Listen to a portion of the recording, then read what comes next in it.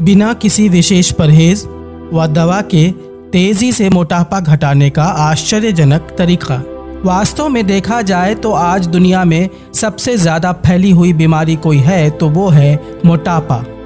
आइए जानते हैं कि पूरे विश्व के लिए एक अति गंभीर समस्या साबित हो चुके मोटापा रोग के विषय में वर्षों के गहन शोध से स्वयं बने गोपाल समूह के योग अन्वेषकों ने किन महत्वपूर्ण जानकारियों को खोज निकाला है।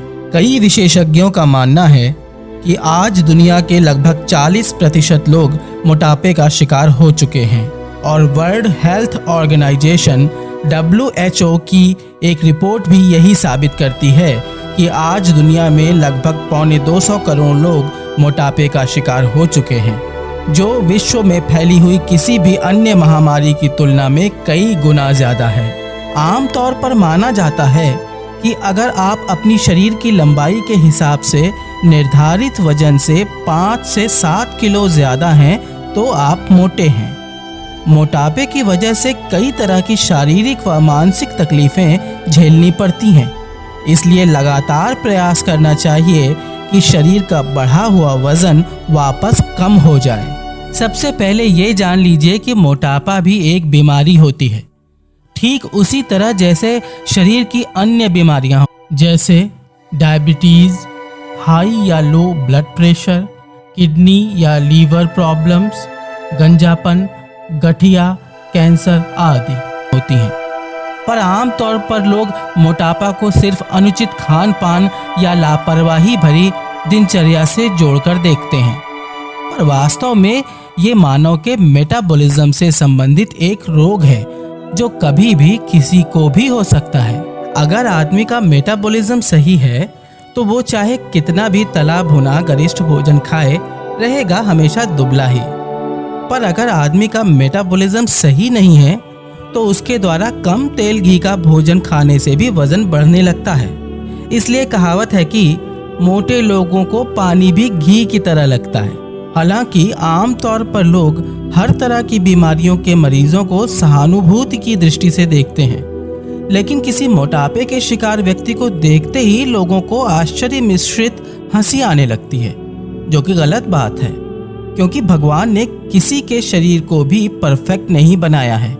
थोड़ी बहुत कमी सभी में है और हो सकता है आज आपके द्वारा किसी मोटे आदमी का मजाक उड़ाने का पाप कल आपको आपके शरीर के मोटापे या अन्य किसी बीमारी पैदा होने का कारण बन जाए। कर्म फल का सिद्धांत अटल है, इसलिए अपने द्वारा किए किसी भी छोटे से छोटे गलत काम का फल आज नहीं तो कल या अगले किसी जन्म में भुगतना ही पड़ेगा।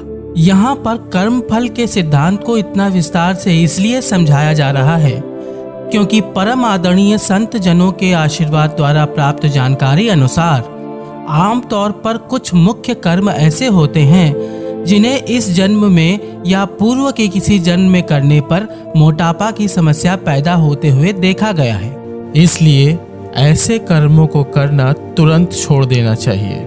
वे बुरे कर्म हैं खाना पीना बर्बाद करना, पाप की कमाई करना, सिर्फ अपने और अपने परिवार के लिए ज़रूरत से ज़्यादा खाना पीना धन आदि इकट्ठा करना, जबकि आम जनता खाने के एक एक दाने के लिए तरस रही हो, दूसरों का हक मारना, दूसरे के शरीर का मजाक उड़ाना, अपने शरीर को स्वस्थ रखने के लिए अनिवार्य शारीरिक धर्म जैसे उचित खान पान, शारीरिक मेहनत व दिनचर्या नहीं निभाना, कोई ऐसा गलत काम करना जिससे दूसरे के शरीर को कोई अनावश्यक नुकसान पहुंचा हो, जैसे मांस, मछली, अंडा व इनसे बने खाद्य पदार्थ खाना, सामर्थ्य होने के बावजूद भी किसी ज़रूरतमंद या बीमार की सहायता ना करना आदि।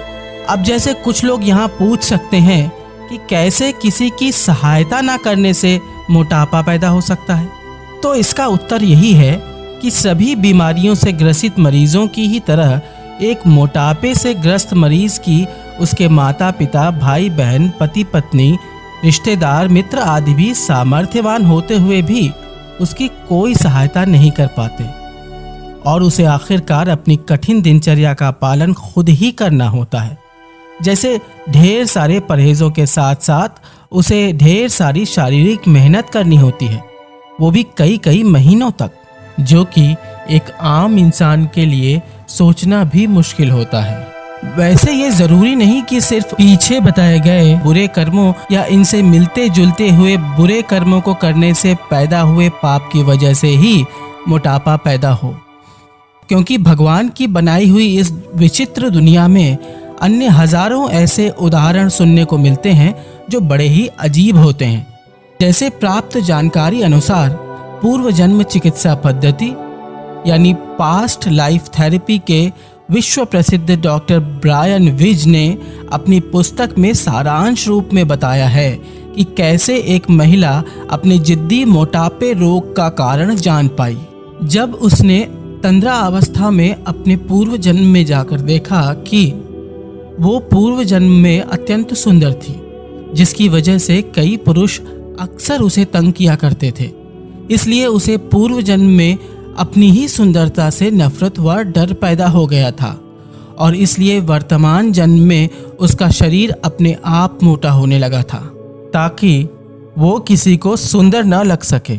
इसी तरह का एक विचित्र उदाहरण है जिन्होंने भी कई वर्षों तक मोटापा झेला और जिसके कारण के बारे में जानकारी उन्हें बाद में परम आदरणीय संत जनों की कृपा से प्राप्त हुई कि पूर्व के किसी जन्म में वे योग आयुर्वेद पद्धति से इलाज करने वाले एक चिकित्सक थे और अपने उच्च स्तरीय ज्ञान व सुंदर शरीर के लिए बेहद प्रसिद्ध थे।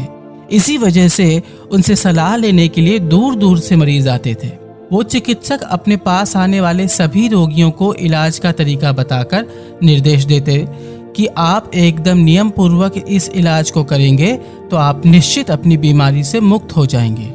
लेकिन जिन मरीजों द्वारा नियम पूर्वक इलाज करने पर भी रोग नहीं ठीक होता, उन मरीजों पे ये चिकित्सक नाराज हो जाते और बार बार क्रोध पूर्वक डांटते हुए कहते कि आपने जाने अनजाने जरूर कुछ न कुछ लापरवाही बरती होगी, अन्यथा ग्रंथों में लिखे इस इलाज पद्धति से मैं ना जाने कितने ही रोग ग्रस्त मरीजों को ठीक कर चुका हूँ। चिकित्सक की डांट सुनकर रोगी और परेशान हो जाते कि आखिर करें तो क्या करें, क्योंकि उन्हें तो मालूम है कि उन्होंने एकदम सही तरह से अपना इलाज किया था, पर न जाने उन्हें लाभ क्यों नहीं मिला। इसका वास्तविक उत्तर तो यही है कि जब तक किसी रोग का प्रारब्ध यानी उस पाप जिसकी वजह से रोग हुआ था का प्रायश्चित रूपी दंड पूरा नहीं हो जाता है, तब तक चाहे कितना भी अच्छा इलाज नियम से कर लिया जाए, वो रोग पूरी तरह से ठीक नहीं हो सकता है।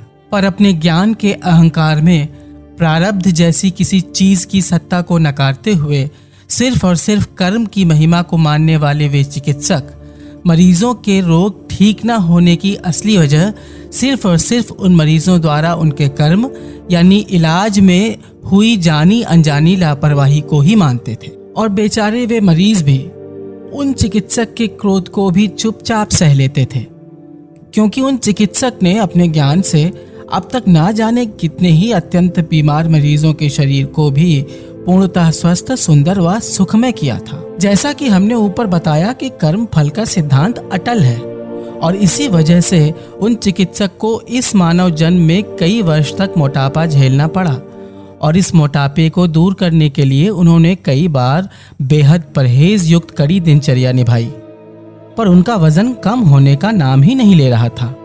और ऐसी दुखद स्थिति में उन्हें उनके सभी परिचित लोग ताना भी मारते थे कि जरूर तुमने खाने पीने में कोई लापरवाही बरती होगी, तभी तुम्हारा वजन कम नहीं हो रहा है।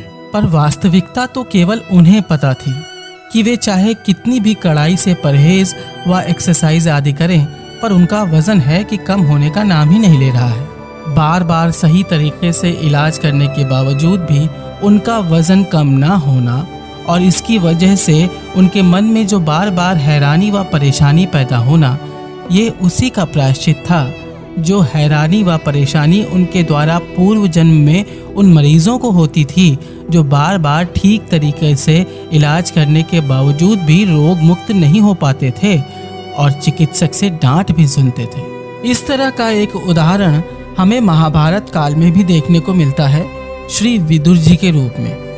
वास्तव में विदुर जी स्वयं धर्मराज यानी यमराज के अवतार थे पर उन्हें एक ऋषि के श्राप की वजह से धरती पर जन्म लेना पड़ा था। ऋषि ने उन्हें श्राप इसलिए दिया था क्योंकि यमराज ने ऋषि द्वारा बचपन में अनजाने में की गई एक गलती का घोर दंड ऋषि को बुढ़ापे में एक अपमानित करने वाली घटना के रूप में दिया था। ऋषि ने यमराज को यही शाप दिया था कि हे यमराज, हे धर्मराज, तुमको लगता है तुम धर्म के बहुत बड़े ज्ञाता हो, तो जाओ मृत्युलोक में जन्म लो और उस समय तुम चाहे जितना भी धर्म के बारे में अन्य लोगों को समझाओगे पर कोई तुम्हारी सुनेगा ही नहीं। तो ये रहा कर्म और प्रारब्ध का आपसी संबंध। मतलब आज का हमारा कर्म हमारे कल के प्रारब्ध का निर्माण करता है। योग वशिष्ठ ग्रंथ में भी लिखा है कि हर मानव के जीवन के हर क्षण में उसका प्रारब्ध और उसका कर्म आपस में लड़ते हैं और जो ज्यादा शक्तिशाली होता है उसी के अनुसार फल मिलता है। इसीलिए प्रारब्ध जब बहुत शक्तिशाली हो तब बार बार सही इलाज करने पर भी किसी मामूली सी लगने वाली बीमारी में भी विशेष लाभ नहीं मिल पाता है। लेकिन इसका ये कतई मतलब नहीं कि हम निराश होकर हार मान लें और किसी जिद्दी बीमारी का इलाज करना ही छोड़ दें, क्योंकि परम आदरणीय संत जनों के अनुसार लगातार उचित कर्म यानी उचित इलाज करना भी एक तरह का प्रायश्चित होता है किसी बीमारी के पीछे छिपे हुए असली कारण यानी प्रारब्ध को मिटाने का। शक्तिशाली प्रारब्ध को समाप्त करने के लिए शिव पुराण में स्वयं भगवान शिव ने बहुत ही आसान उपाय बताया है और वो है ध्यान। वैसे तो ध्यान की कई विधियां होती हैं, पर मुख्यतः ध्यान दो तरह का होता है, साकार व निराकार। दोनों तरह के ध्यान से बराबर लाभ मिलता है, पर व्यक्ति अपनी रुचि के अनुसार किसी भी तरह के ध्यान को चुन सकता है। ध्यान के बारे में स्वयं बने गोपाल समूह पहले भी कई लेख प्रकाशित कर चुका है। साकार ध्यान वो होता है जिसमें भगवान के किसी मनपसंद रूप जैसे भगवान शिव, श्री कृष्ण, श्री राम, श्री दुर्गा आदि का ध्यान अपने हृदय या भ्रू मध्य अर्थात तृतीय नेत्र स्थान में किया जाता है। और निराकार ध्यान वो होता है जिसमें किसी के बारे में नहीं सोचा जाता है, अर्थात मन को सभी तरह के विचारों से रहित किया जाता है। वैसे मोटापे के लिए स्वयं बने गोपाल समूह ने अपने निरंतर रिसर्च से एक नए तरह की ध्यान पद्धति खोज निकाली है, जिसका कुछ दिनों तक 15 मिनट तक अभ्यास करने से आश्चर्यजनक लाभ मिलना शुरू हो सकता है। हमारे द्वारा खोजी गई ये ध्यान पद्धति मोटापे के पुराने से पुराने मरीज के लिए भी बेहद फायदेमंद है। असल में होता ये है कि ज़्यादातर मोटापे के पुराने मरीजों के मन में धीरे धीरे ये बात बैठने लगती है कि वे चाहे कुछ भी खाएंगे उनका मोटापा बढ़ना तय है, और जिसका परिणाम ये होता है कि उनकी ये निराशा भरी सोच उनके शरीर की प्रकृति को वास्तव में भी इस प्रकार बदल देती है जिसकी वजह से उनके द्वारा सामान्य भोजन खाने पर भी उनका वजन बढ़ने लगता है। इसलिए ऐसे लोगों के लिए बहुत ज़रूरी है कि रोज़ किसी निश्चित समय पर खाली पेट बैठकर शांत दिमाग से 15 मिनट मन में या मुंह से बोलकर लगातार यही ध्यान करें कि मेरा वजन कम हो रहा है और मैं दुबला हो रहा हूँ। ध्यान करते समय मन में ये दृढ़ संकल्प होना चाहिए कि इस तरह ध्यान करने से मेरा वजन निश्चित कम होकर ही रहेगा।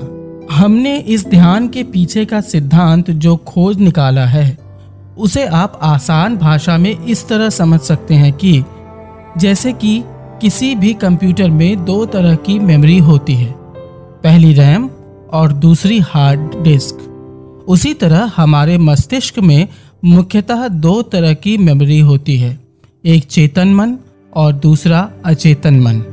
यहाँ आप रैम को चेतन मन और हार्ड डिस्क को अचेतन मन समझ सकते हैं। कंप्यूटर के सभी त्वरित कार्यों के संपादन में रैम की प्रथम दृष्टया भूमिका नजर आती है, पर यह भूमिका बिना हार्ड डिस्क के सहयोग के संभव नहीं, क्योंकि हार्ड डिस्क में ही ऑपरेटिंग सिस्टम स्टोर्ड रहता है। तो इस तरह कहा जा सकता है कि पूरा कंप्यूटर पर्दे के पीछे से जहां से कंट्रोल हो रहा है उस जगह का नाम है हार्ड डिस्क। ठीक इसी तरह हमारे मानव शरीर के सभी जीवंत कार्यों के संपादन में प्रथम दृष्टया भूमिका होती है चेतन मन की। पर इस चेतन मन के द्वारा किए जाने वाले सभी तरह के कार्यों के संपादन में किसी न किसी तरह से प्रभाव रहता है हमारे अचेतन मन से प्राप्त निर्देशों का। इसलिए अगर एक बार कोई भय, चिंता, शंका आदि जैसी भावना हमारे अचेतन मन में बैठ गई तो उसकी वजह से हमारे शरीर की कई क्रियाएं उल्टी पुल्टी होने लग सकती हैं। यानी आसान भाषा में कहें तो शरीर में कई बीमारियां पैदा हो सकती हैं, जिनमें से एक है मेटाबॉलिज्म गड़बड़ होकर मोटापा का बढ़ना। वास्तव में हमारे अचेतन मन में हमारे द्वारा अब तक लिए हुए अनंत जन्मों की मेमोरी स्टोर रहती है। इसलिए किसी बेहद जिद्दी बीमारी जो बार बार सही इलाज करने पर भी लौट आती हो के कारण को समाप्त करने में ध्यान आश्चर्यजनक लाभ दिला सकता है। कुछ लोगों को आश्चर्य हो सकता है कि जब कोई बीमारी जैसे मोटापा किसी पाप के दंड स्वरूप पैदा हुई है तो उस पाप का कठिन प्रायश्चित कैसे सिर्फ इतनी आसानी से यानी आराम से बैठकर ध्यान करने से हो जाएगा। जिन लोगों को इसका उत्तर नहीं पता उन्हें हम बताना चाहेंगे कि ध्यान एक सर्वोत्तम किस्म की योग प्रक्रिया है जिसके बिना शुद्ध ज्ञान यानी ईश्वर की प्राप्ति संभव नहीं है। इसलिए व्यक्ति चाहे जिस भी योग, हठ योग, राजयोग, भक्ति योग व कर्म योग का अभ्यासी हो, अंतिम सिद्धि यानी ईश्वर का दर्शन प्राप्त करने के लिए या तो वो खुद ध्यान करने लगता है या ईश्वरी कृपा से उसका ध्यान जैसे भाव समाधि लगने लगता है। ध्यान समेत सभी यौगिक क्रियाओं की चरम सीमा है निर्विकल्प समाधि। लेकिन ये समाधि लग पाना कभी भी मानव के वश में नहीं होता, क्योंकि ये पूरी तरह आदि शक्ति माँ दुर्गा स्वरूपा कुंडलिनी देवी की कृपा से ही संभव है। अतः एक मानव सिर्फ अपने बलबूते पर जो अति उत्तम योग कर सकता है वो है ध्यान, जिसमें शक्ति है सभी तरह के पापों का तेजी से भक्षण करने की। और जब पाप ही नहीं बचेंगे तब उनसे पैदा होने वाली मानव जीवन की सभी समस्याएं जैसे कोई बीमारी या अन्य सामाजिक व पारिवारिक समस्याएं आदि अपने आप समाप्त होने लगती हैं। इसलिए हर मानव को अपनी दिनचर्या में कम से कम 15 मिनट से लेकर आधा घंटा तक ध्यान जरूर करना चाहिए। वास्तव में स्वयं बने गोपाल समूह द्वारा खोजे गए इस मोटापा घटाने वाली ध्यान पद्धति का जब जब हमने जिस पर प्रयोग किया है हमें निश्चित सफलता मिली है। इसलिए आप भी इस ध्यान की पद्धति के बारे में लोगों को बताकर बेशकीमती पुण्य के भागीदार जरूर बनिए। देखिए, ये मानव जीवन बहुत ही छोटा होता है, जिसमें कब सुबह होती है और कब रात हो जाती है पता ही नहीं चलता है, जिसकी वजह से हमें दूसरों की भलाई या परोपकार जैसे कर्म करने के लिए कोई अलग से समय बुढ़ापे में नहीं मिलने वाला है, क्योंकि बुढ़ापे में भी हमारा अधिकांश समय सिर्फ घर गृहस्थी की मोह माया में फंसकर बीत जाने वाला है। इसलिए जब जब जहाँ जहाँ भी मौका मिले किसी की निस्वार्थ भलाई करने का बिल्कुल चूकना नहीं चाहिए। और एक बात ये भी है कि कब कौन सा आपका कर्म आपके लिए वरदान साबित हो जाए और आपके वर्षों से खून के आंसू रुलाने वाले प्रारब्ध से आपको मुक्ति दिला दे, ये भी कोई नहीं जानता है। जिसका सबसे बड़ी प्रसिद्ध उदाहरण थी द्वापर युग की कुब्जा, जो कि एक बचपन से कुबड़ेपन की शिकार अत्यंत गरीब महिला थी और जिसका कई शरारती लड़के रोज बहुत मजाक उड़ाया करते थे। पर इन सब के बावजूद भी उसने अपनी अनन्य ईश्वर भक्ति नहीं छोड़ी, जिसके फलस्वरूप स्वयं श्री कृष्ण उसके सामने प्रकट हुए और एक क्षण में उसके शरीर की सभी तकलीफों को दूर करके उसे एक अत्यंत सुंदर रूप भी प्रदान किया। तो ये रही किसी बीमारी के पर्दे के पीछे की अदृश्य कहानी, जिसे इतना विस्तार से इसलिए यहाँ समझाया गया है ताकि अगर आपके या आप पर आश्रित लोगों जैसे आपकी संतान, पत्नी या अधीनस्थ कर्मचारी द्वारा आपके नियंत्रण क्षेत्र में कुछ भी गलत हो रहा है, मतलब आप चाहें तो उस गलत को होने से आसानी से रोक सकते हैं, पर उसको रोकने में आपको कोई रुचि नहीं है, तो उसका आंशिक दंड आपको कभी ना कभी किसी न किसी रूप में भुगतना पड़ सकता है। आइए अब हम जानते हैं उस तरीके के बारे में जिसके द्वारा आप बिना किसी विशेष परहेज व दवा के हर महीने अपना 4 से 7 किलो तक वजन आसानी से कम कर सकते हैं। याद रखिए कि मानव शरीर में मेद यानी वसा ब्रेन से लेकर लगभग हर जगह विद्यमान रहती है, इसलिए किसी भी तरह की दवाओं की ज़्यादा मात्रा लेकर या बहुत भूखा रहकर या किसी भी अन्य तरीके से बहुत तेज़ी से वज़न घटाना खतरनाक भी हो सकता है, जिसकी वजह से चक्कर, बेहोशी या आदमी कोमा में भी जा सकता है। इसलिए वज़न घटाने की प्रक्रिया का धीरे धीरे होना ही उचित है। बेहतर होगा कि वज़न रोज़ रोज़ नहीं नापा जाए, बल्कि सप्ताह में 1 दिन नापना ठीक रहता है। वज़न घटाने के लिए हमारे द्वारा खोजे गए व आजमाए गए इस तरीके में आगे बताए गए कुछ आसान कार्य करने होते हैं।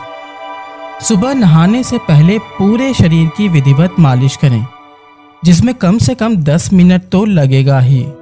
मालिश करना बेहद ज़रूरी है, क्योंकि जैसे किसी फूले हुए गुब्बारे की हवा जब धीरे धीरे बाहर निकलने लगती है तो उस गुब्बारे की चमक फीकी पड़ने लगती है। ठीक उसी तरह जैसे जैसे शरीर का वजन कम होने लगता है, वैसे वैसे शरीर की अंग कांति फीकी पड़ने लगती है तथा झुर्रियां भी पड़ने की संभावना बनी रहती है। मालिश को न बहुत जोर जोर से करना चाहिए, न बहुत धीरे धीरे से करना चाहिए। नियमित मालिश करने से ही हम वापस अपनी खोई हुई अंग कांति और झुर्री रहित त्वचा प्राप्त कर सकते हैं, तथा मालिश करने से हमारे शरीर के सारे एक्यूप्रेशर पॉइंट्स भी दब जाते हैं, जिसकी वजह से हमारे शरीर की कई बीमारियां भी अपने आप ठीक होने लगती हैं और साथ ही साथ भविष्य में कोई नई बीमारी भी नहीं होने पाती है, जब तक कि हमसे कोई बड़ा बद परहेज न होने पाए। इसलिए स्वस्थ व्यक्ति को भी रोज मालिश जरूर करना चाहिए। मालिश करने का सबसे आसान तरीका जो रोज निभ सकता है वो है कि आप रोज सुबह नहाने से पहले शरीर के सभी अंगों जैसे हाथ, पैर, पेट, सीना, पीठ, गर्दन, चेहरा, सिर आदि पर एक एक बूंद शुद्ध सरसों या नारियल का तेल या शुद्ध देशी घी लगाकर विधिवत 10-15 मिनट तक मालिश करें और फिर 2-4 मिनट आराम करने के बाद नहा लें। आप चाहें तो तेल या घी की इससे ज़्यादा मात्रा शरीर पर लगा सकते हैं, लेकिन फिर उसके बाद आपको शरीर का चिपचिपापन समाप्त करने के लिए साबुन से नहाना पड़ सकता है, जो कि ठीक नहीं है, क्योंकि रोज रोज शैम्पू, साबुन आदि का प्रयोग हानिकारक है। पर हाँ, अगर आप चिपचिपापन समाप्त करने के लिए बेसन, मुल्तानी मिट्टी आदि जैसी प्राकृतिक चीज़ों का इस्तेमाल करते हैं तो बेहतर है। नहा लेने के पश्चात आप खाली पेट पालथी मारकर सीधे बैठें, फिर 2000 बार कपालभाति प्राणायाम और कम से कम 100 बार अनुलोम विलोम प्राणायाम और 5 बार महाबंध का अभ्यास करिए। फिर इसके बाद 15 मिनट मोटापा घटाने वाला ध्यान, जिसके बारे में हमने पीछे वर्णन किया है, करिए। बिना रुके कपालभाति करने की क्षमता हो तो 2000 बार करने में मात्र 20 मिनट लगता है, पर अगर क्षमता ना हो तो पहले ही दिन 2000 बार नहीं करना चाहिए, क्योंकि इससे गले में खिंचाव आ सकता है। देखिए, मोटापा घटाने में योग, प्राणायाम और हार्ड एक्सरसाइज जैसे तेज टहलना, दौड़ना, जिम वर्कआउट आदि दोनों के रोल में थोड़ा अंतर होता है। मतलब जैसे आपको किसी पत्थर की चट्टान से मूर्ति बनानी हो तो आपको छोटी हथौड़ी और बड़ा हथौड़ा दोनों की ज़रूरत पड़ेगी, क्योंकि बड़े हथौड़े से आप चट्टान से पत्थर के बड़े फालतू टुकड़े काट कर निकालेंगे, वहीं छोटी हथौड़ी से उस कटी हुई चट्टान की सुंदरता तराशने का काम करेंगे। ठीक इसी तरह शरीर से चर्बी की बड़ी मात्रा को गलाने का काम हार्ड एक्सरसाइज करती है, तो शरीर के मेटाबॉलिज्म को सुधारने का काम योग प्राणायाम करता है। वैसे तो योग प्राणायाम या हार्ड एक्सरसाइज में से कोई एक काम करने से भी आपका वजन कम होने लगेगा, लेकिन इसके अपने कुछ नुकसान भी हैं। जैसे सिर्फ योग प्राणायाम करेंगे तो वजन घटने में समय अपेक्षाकृत ज़्यादा लग सकता है, और अगर सिर्फ हार्ड एक्सरसाइज करेंगे तो 5-10 किलो वजन कम होने के बाद आपके हाथ पैर में फटन का दर्द महसूस हो सकता है। इसलिए हमारे द्वारा बताए गए तरीके से अपनी दिनचर्या में योग प्राणायाम व हार्ड एक्सरसाइज दोनों को ही शामिल करें। देखिए, इस पूरी प्रक्रिया में आप खाने पीने में इन 4 च का जितना अधिक परहेज कर सकेंगे उतना अधिक लाभ पाएंगे, और वो 4 च हैं: नंबर 1 चावल, नंबर 2 चीनी, नंबर 3 चिकनाहट मतलब घी तेल, नंबर 4 चाय। चावल अगर आपको खाना ही है तो रोज एक छोटी कटोरी चावल सुबह और शाम खा सकते हैं। वास्तव में चाय मेटाबॉलिज्म का बहुत बड़ा शत्रु है, इसलिए अगर आप वाकई में मेटाबॉलिज्म को कंट्रोल करना चाहते हैं तो चाय एकदम छोड़ दें। पर अगर चाय एकदम छोड़ना संभव ना हो तो सिर्फ एक बार सुबह लें। चाय से थोड़ी कम नुकसानदायक होती है कॉफ़ी, इसलिए चाय की जगह आप कॉफ़ी पी सकते हैं। चाय व कॉफ़ी में कम से कम चीनी डालिएगा, और दिन भर में अन्य चीनी से बने सामान जैसे बिस्किट मिठाइयाँ आदि को कुछ दिनों के लिए एकदम छोड़ दें। जो भी खाना खाएं उसमें कम से कम तेल घी का इस्तेमाल हो तो बेहतर होगा। अगर बनाने वाले के हाथ में हुनर हो तो वो सिर्फ आधे चम्मच तेल से भी 5-6 लोगों के लिए पर्याप्त और बेहद स्वादिष्ट सब्जियां बना सकता है। अब आप में से कुछ लोगों को लग सकता है कि हमने तो कई चीज़ों को मना कर दिया खाने के लिए, पर वास्तव में ऐसा है नहीं, क्योंकि अभी भी इस दिनचर्या में बहुत कुछ खाने पीने की आज़ादी है। आइए अब हम बताते हैं कि आप क्या क्या और कब कब खा सकते हैं। प्राणायाम के बाद कम से कम 20-25 मिनट तक कुछ भी नहीं खाया पिया जाता है। अगर बहुत प्यास लगे तो 2-3 घूंट पानी पी सकते हैं, लेकिन अगर आप इस अंतराल में 15 मिनट ध्यान कर लें तो आप ध्यान के सिर्फ 5 मिनट बाद ही सब कुछ खा पी सकते हैं। बेहतर होगा कि ध्यान करने के थोड़ी देर बाद आप अपना सुबह का भोजन ही कर लें। सुबह के भोजन में आप 4-5 रोटी, 1 कटोरी दाल, बिना घी या तेल से फ्राई की हुई 1 कटोरी सब्जी खा सकते हैं। सब्जी में चाहे तो कोई भी सब्जी खा सकते हैं, पर हाँ, मांस, अंडा, मछली व इनसे बने खाद्य पदार्थ खाना सख्त मना है। साथ ही किसी तरह की कोल्ड ड्रिंक या अन्य कोई हानिकारक सामान जैसे नशीले पदार्थ, तंबाकू, सिगरेट, शराब, बियर आदि भी लेना मना है। अगर आपको शुरुआत में भूख ज़्यादा लगती है तो रोटी की मात्रा और ज़्यादा बढ़ा भी सकते हैं, क्योंकि रोटी से कोई विशेष वज़न नहीं बढ़ता। हाँ, लेकिन भूख से थोड़ा कम खाने से वज़न तेज़ी से कम होता है। सिर्फ गेहूं की रोटी के बजाय कई अनाजों के मिक्स आटे की हो और चोकर सहित हो तो वज़न तेज़ी से घटता है। तो ये रहा आपका सुबह का भोजन। मान लीजिए आप सुबह का खाना 8 से 10 के बीच में खाते हैं, पर आपको फिर से दोपहर में 2 से 4 के बीच में भूख लग जाती है, तो आप चाहें तो कोई भी कैलोरी लेस फूड जैसे कोई फल या 1 कटोरी दाल, भुना चना, सत्तू दाना आदि ले सकते हैं।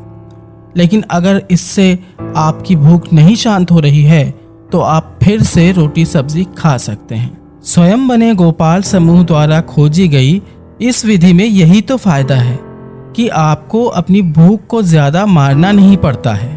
अब आप जान लीजिए कि इस पूरी प्रक्रिया में जो सबसे ज़्यादा महत्वपूर्ण चीज़ है कि आपको रात का खाना सूर्यास्त के बाद नहीं खाना है। मतलब शाम का सूरज डूबने से पहले आपको रात का फाइनल खाना खा लेना है, क्योंकि आयुर्वेद के अनुसार ऐसा करने मात्र से आपका चयापचय यानी मेटाबॉलिज्म तेजी से सुधरने लगता है, जिससे आपका वजन तेजी से कम होने लगता है।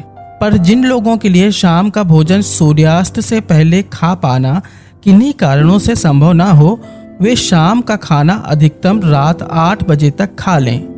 पर ये याद रखें कि जितना तेजी से वजन कम सूर्यास्त से पहले खा लेने पर होगा, उतना तेजी से वजन कम सूर्यास्त के बाद यानी रात 8 बजे के अंदर खाने से नहीं होगा। मतलब रात 8 बजे तक खाने से वजन तो ज़रूर कम होगा, लेकिन उतना ज़्यादा नहीं। शाम के खाने में भी ठीक सुबह वाला खाना आप खा सकते हैं, यानी 4-5 रोटी, 1 कटोरी दाल बिना घी या तेल से फ्राई की हुई और 1 कटोरी सब्जी। शाम को खाना समाप्त करने के ठीक आधे घंटे बाद आधा ग्लास दूध में आधा ग्लास पानी मिलाकर पी लें। दूध एक अति आवश्यक आहार होता है, जिसे रोज लेने से शरीर में किसी तरह के पोषक तत्व की कमी नहीं पड़ने पाती है। पर दूध शुद्ध होना चाहिए और दूध पीने से पहले मोटापा के मरीजों को मलाई निकाल लेना चाहिए। मिलावटी दूध पीने से अच्छा ना ही पिया जाए। शाम का दूध पीने के आधे घंटे बाद से लेकर रात को सोने से पहले तक में कभी भी आपको अधिक से अधिक हार्ड एक्सरसाइज करना है। वास्तव में इस सिद्धांत के बारे में आज भी बहुत से लोगों को नहीं पता है कि शाम को फाइनल खाना खा लेने के कम से कम 1 घंटे बाद हार्ड एक्सरसाइज करने से मेटाबॉलिज्म बहुत ही तेजी से सुधरने लगता है, जिससे तेजी से वजन कम होता है। कुछ लोगों को लग सकता है कि खाना खाने के बाद कड़ी मेहनत करने से शरीर पर बुरा असर पड़ सकता है, लेकिन ऐसा है नहीं, क्योंकि खाने के कम से कम 1 घंटे बाद हम निश्चित हार्ड एक्सरसाइज कर सकते हैं और इसका शरीर पर कोई बुरा असर नहीं पड़ेगा। लेकिन जो भी हार्ड एक्सरसाइज किया जाए उसका अभ्यास धीरे धीरे बढ़ाना चाहिए, नहीं तो शरीर पर बुरा असर पड़ सकता है। इस हार्ड एक्सरसाइज में कुछ भी आप अपना मन पसंद कर सकते हैं, जैसे 5 से 10 किलोमीटर तेज रफ्तार से पैदल टहलना, 1 से 3 किलोमीटर दौड़ना, जिम या अखाड़ा workout, cricket, badminton, hockey, volleyball, basketball या फुटबॉल जैसा कोई खेल 1 घंटा खेलना आदि। हार्ड एक्सरसाइज ऐसी होनी चाहिए कि आपका पूरा शरीर पसीने से नहा जाए और जो पसीना आपके शरीर से निकले उसे थोड़ी थोड़ी देर में साफ तौलिए से पोंछते भी रहिए। वास्तव में पसीने में आपकी पिघली हुई मेद यानी चर्बी होती है, इसलिए अगर संभव हो तो आप अपने पसीने को थोड़ी थोड़ी देर में तौलिए से पोंछते रहिए और फिर एक्सरसाइज खत्म होने के बाद तौलिए को अच्छे से धोकर सूखने के लिए रख देना चाहिए, ताकि उसमें आपकी वसा का थोड़ा सा भी अंश चिपका ना रहे। इसलिए एक तौलिया से अगर आपका काम ना चल पाता हो तो आप 2 बड़ी तौलिया खरीद लें। हार्ड एक्सरसाइज के बाद भी 20 मिनट तक कुछ खाना पीना नहीं चाहिए। अगर बहुत प्यास लगे तो 2-3 घूंट पानी पी सकते हैं। फिर रात में 9 बजे 1 गिलास पानी को पहले इतना अधिक गर्म कीजिए जितना आप पी सकें। फिर उस पानी में 1 चम्मच शुद्ध शहद मिलाकर आप पी लें। ध्यान रखें कि पानी में शहद मिलाकर गर्म नहीं करना है, बल्कि गर्म हो चुके पानी में शहद मिलाना है। वास्तव में शुद्ध शहद ऊर्जा का भंडार होता है, लेकिन गर्म पानी से लेने से ये आपकी अनावश्यक बढ़ी हुई भूख को भी कम करता है। अगर शुरुआत में कुछ दिनों तक रात में बहुत भूख लगती हो तो आप कुछ भी कैलोरी लेस फूड जैसे सत्तू, भुना चना या कोई दाना आदि खा सकते हैं। जिन लोगों की रात में भी चाय पीने की वर्षों पुरानी अनिवार्य आदत हो, वे कॉफ़ी पीकर भी भूख मार सकते हैं। पर ये हमेशा याद रखें कि आप जितना अधिक चाय कॉफ़ी पिएंगे उतनी ही आपकी वज़न घटने की रफ्तार कम होगी। रात में जल्दी सो जाएं, क्योंकि जितना ज़्यादा देर तक जागेंगे उतना ज़्यादा भूख परेशान करेगी। तो इस तरह दिनचर्या में कुछ आसान परिवर्तन करके बिना किसी विशेष तकलीफ झेले हुए आराम से आप अपना वजन एक माह में 4 से 7 किलो तक अवश्य कम कर सकते हैं। और एक बार आपका वजन कम होकर उस सही स्तर पर आ जाए जिस पर आप चाहते हैं, तो पूरी उम्मीद है कि उसके बाद सिर्फ प्राणायाम और हार्ड एक्सरसाइज के बल पर ही सब कुछ संतुलित मात्रा में खाने पीने के बावजूद भी आपका वजन दोबारा नहीं बढ़ने पाएगा। दोस्तों, अगर आपको ये वीडियो पसंद आया हो तो इस वीडियो को लाइक करें और चैनल को सब्सक्राइब करें और बेल आइकन को दबाना ना भूलें।